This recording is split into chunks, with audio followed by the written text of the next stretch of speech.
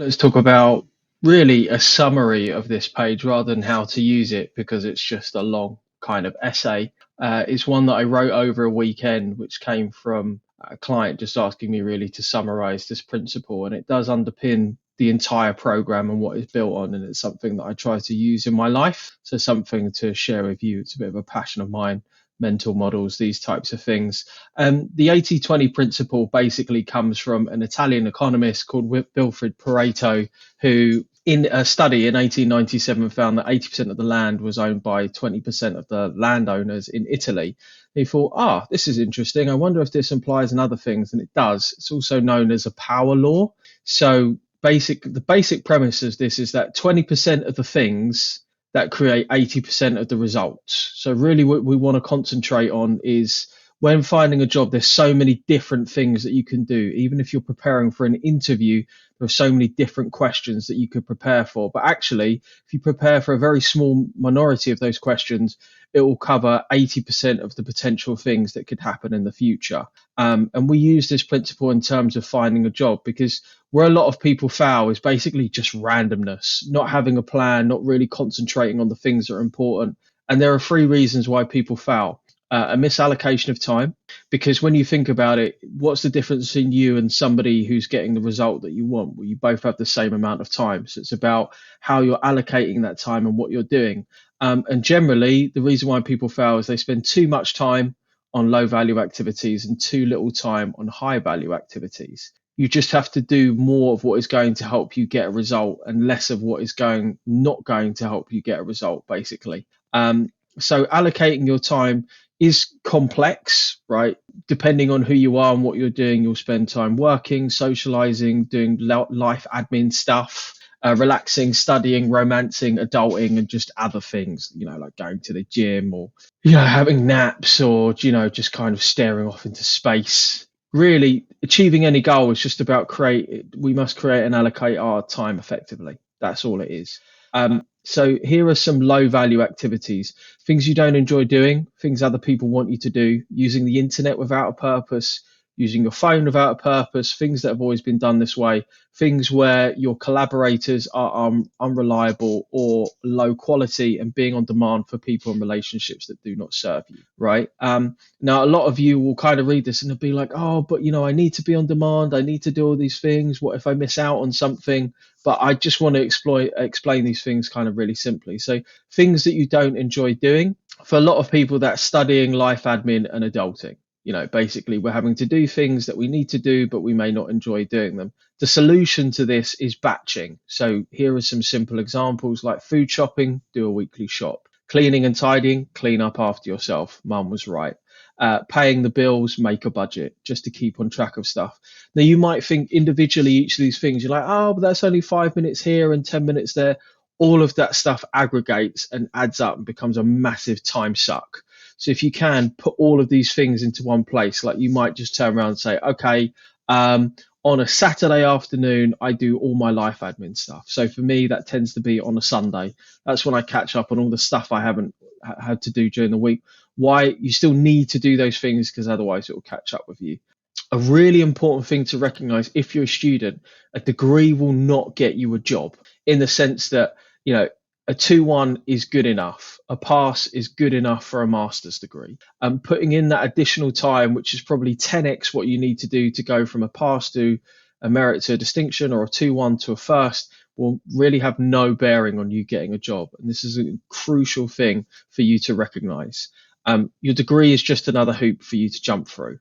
It may not sit well with your sense of pride, and if you want to know, probably for me, one of the best books about studying and becoming a straight A student, there's a PDF which is linked here under suggested books and reading lists. Another thing to consider, things other people want you to do, things where your collaborators are unreliable or low quality and being on demand for people and relationships that do not serve you. Champions and world-class performers are that way because they say no a lot. They say no to 99.9% of those things. I've said no thousands of times because an uncommon goal requires uncommon actions and behavior. So if you do what everyone else does, you're going to get what everyone else gets, basically. A really good question to ask yourself, and one that I've shared with many, many friends, many people who struggle with the busyness trap, is a quote from Derek Sivers, which is this a hell yes for me? If it's not a hell yes, then it's a no. So for example, when I wrote that, it was 6:34 p.m. on a Saturday, and I was in my office instead of going to a party I was invited to. Why? Because in 5, 10, or 20 years' time, will I regret going to that party? Not really. Will it have mattered? Not really. There could be like fear of missing out, but this is a massive point to internalize. The quality of your life is determined by the discipline to say no a lot. Most people, because everybody has their own agenda, and a lot of people will suck you into their agendas and the stuff that they wanted to do. Save that time for the people always a hell yes. The next thing is using the internet or your phone without a purpose. We live in an age where it is possible to never be bored. You could sit on TikTok all day, you could go through YouTube, Reddit, Amazon. I've done it, right? We all have our guilty pleasures. I love to watch random videos on YouTube when I have a break. So this isn't about being a productivity robot or having no vices. It's just about finding a manageable system where you can stop mindlessly using technology and sucking all your time and attention away. Again, another book by Cal Newport I highly recommend is Digital Minimalism. It provides a really good program to kind of detox and return to this state of, actually, we don't need technology that much. Technology is there to serve us. We don't serve technology.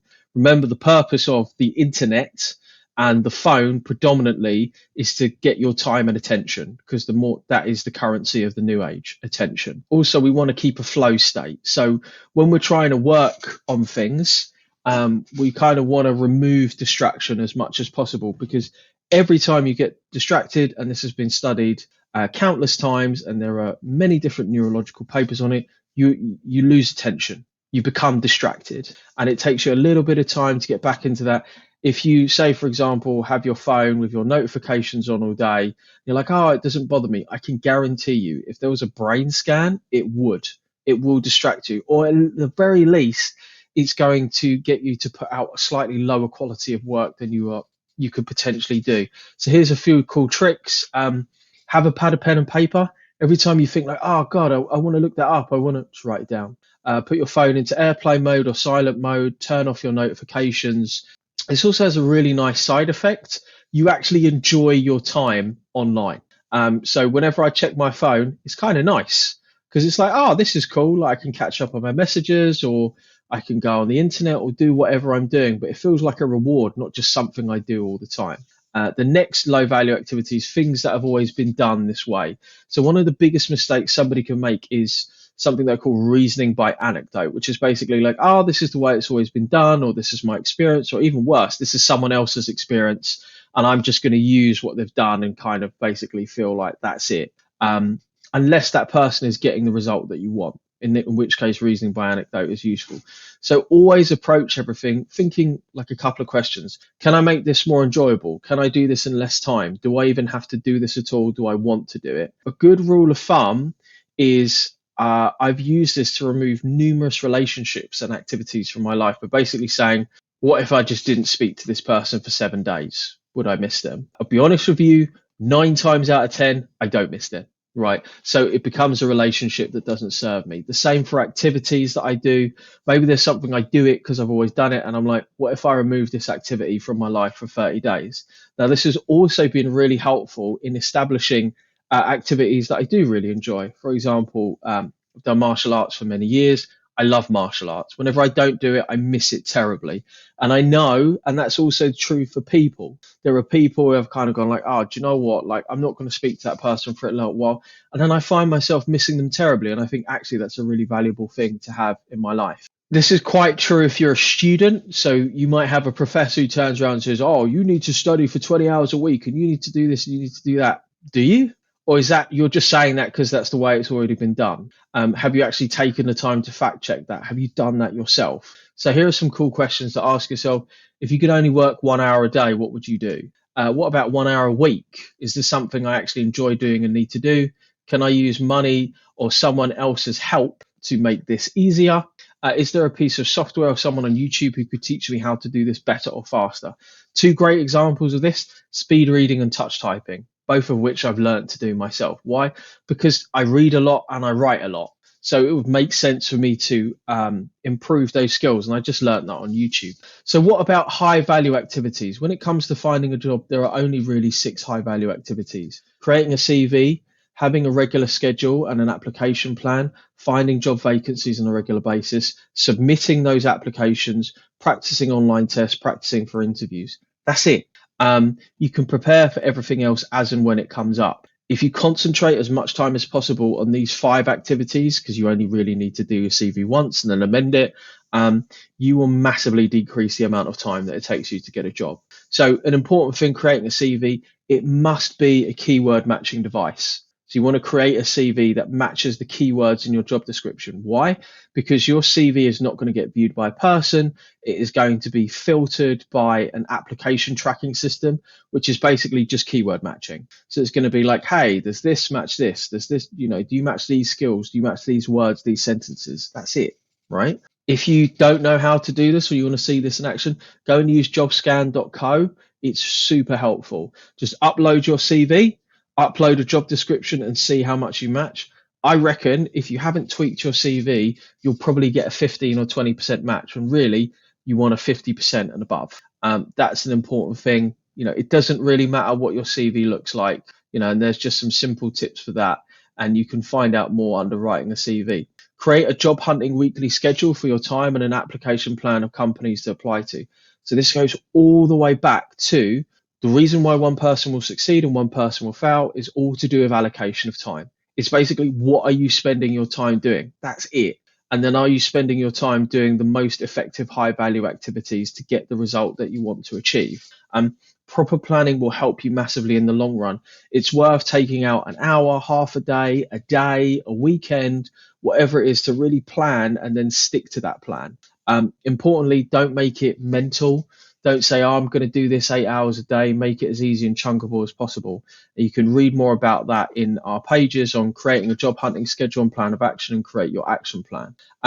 Finding job vacancies. So if you don't send out job applications, you won't get a job. So that's pretty much the first thing where I start with clients. I'm like, how many applications have you sent this week? And they're like, I haven't sent any, but nothing's happened. I'm like, well, of course not. Because if you haven't sent a job application, then how could anything possibly happen, right? So ideally, you want to apply for a job that has been advertised in the last 3 days. Now, of course, as a client of ours, we find job vacancies for you, so we take the time out of that. Don't waste time randomly applying for jobs. If you need our help to find specific vacancies, then you can send us a message. But really importantly with this, don't wait to apply. You want to be sending out 1 to 2 applications a week, and if you can, check your CV against jobscan.co. Now, make sure that applications that you're sending out are of high quality. So, of course, you should be getting us to check your applications, because quality is better than quantity. Now, on average, the clients that we work with, they'll send 30 or 50 applications before they get a job.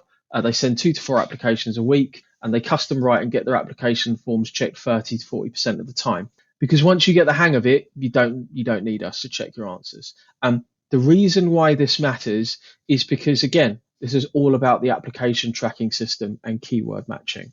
So if you're just sending out generic application forms, generic cover letters, you're going to get rejected. And it would be better to spend 3 hours on a really good cover letter and application than 3 hours sending 40 plus one-click applications that go nowhere.